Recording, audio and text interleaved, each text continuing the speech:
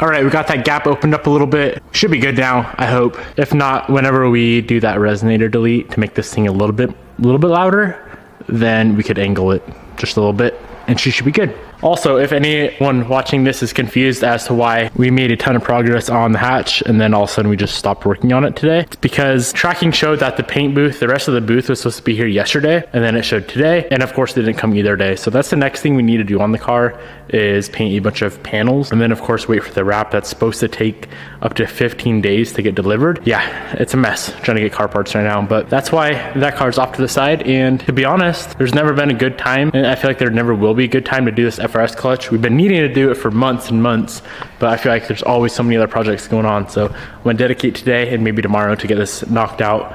So let's get started. First thing that we need to do is, of course, get access to the tranny. So I'm gonna pull off this cross brace right here. Front pipe should probably come off. I've already had this tranny out once, probably 2 or 3 years ago, to do a throwout bearing because it got destroyed. And I remember it being super freaking easy because check this out, there's no front axles. Of course, it's rear-wheel drive, so it makes life way easier. So yeah, let's go ahead, pull off this cross brace. Front pipe, drive line's got to come out. To be completely honest, I'm not sure if I'm gonna have to drain the gear oil. When I pull that drive line, I'll see if it starts leaking. If it doesn't, I'm not gonna change it.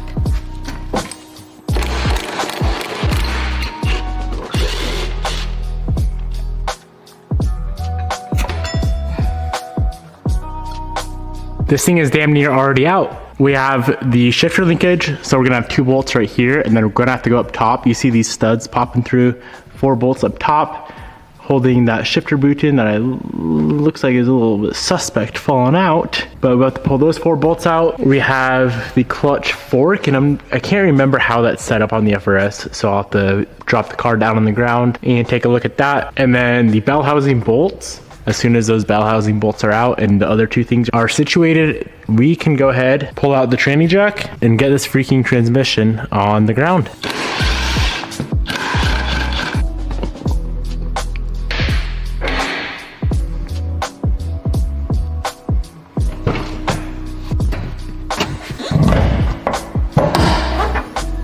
I guess we should probably pull the wiring as well. It looks like there's only 2 wiring clips. Those guys right there. 2 bolts for the slave.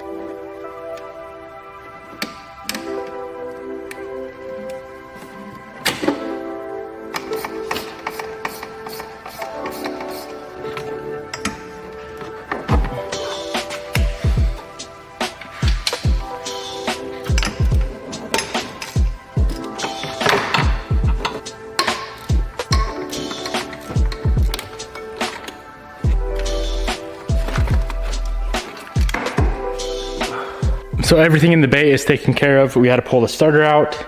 Of course, disconnected the battery first. Those 2 wiring clips. There was a ground wire, and then we got to loosen up the catch cans, get them out of the way, and unbolt the slave from the trans. Now let's head inside. We got to pull that whole center console apart. There'll be 4 bolts I was talking about earlier. We got to pull those bolts out and then disconnect the linkage from the trans.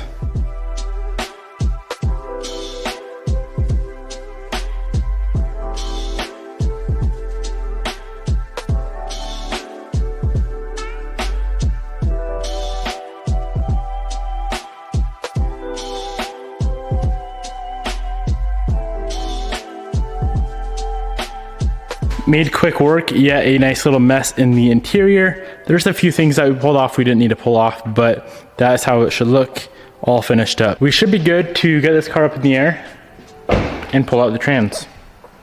I feel like I've been sleeping this whole time and just like hanging out and not really working. I love working on FRSs. Pulling the trans is like, if I was hauling ass, I could do it in like 30 minutes. Motor, maybe an hour, 45 minutes to an hour. Evos, it's like multiple hours to do a trans, and I've done it tons, and it's still a pain in the ass. So all the Evo boys watching this, which I know there's gonna be a few, I'm sorry, but pulling your transmissions and transfers and motors, it's really stupid. All right, all we have now is those two bolts right there. One there, one there. I guess that's a nut, not a bolt. Nut, bolt, bolt, and then bolt up top as well. Pull those 6. We have this itty bitty little cross member right here. So those 4 14 mils. And hypothetically speaking, it should come out. I'm so freaking hungry though. I don't know if I want to do it. I might go get food first. You know what? Let's pull the trans, and then I'm gonna rip something cool to the store and buy a protein bar.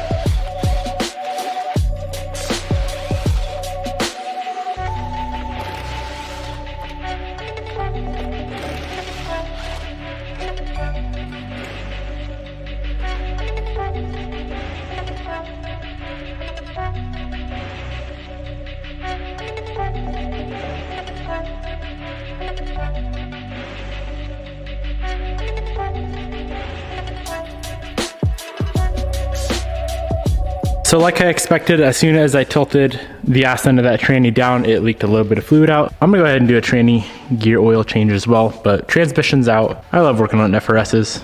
I think I already said that. So here's how the clutch fork assembly is set up. Here's the throwout bearing. We actually did a throwout bearing in this car last time we had the tranny out. That's the only reason we pulled the tranny, is to do that throwout bearing. And it still feels perfect. It's not loose at all. It feels really, really nice. This might not make sense, but we cannot use an OEM throwout bearing. This car had that typical FRS BRZ issue where the throwout bearing completely destroyed this input shaft.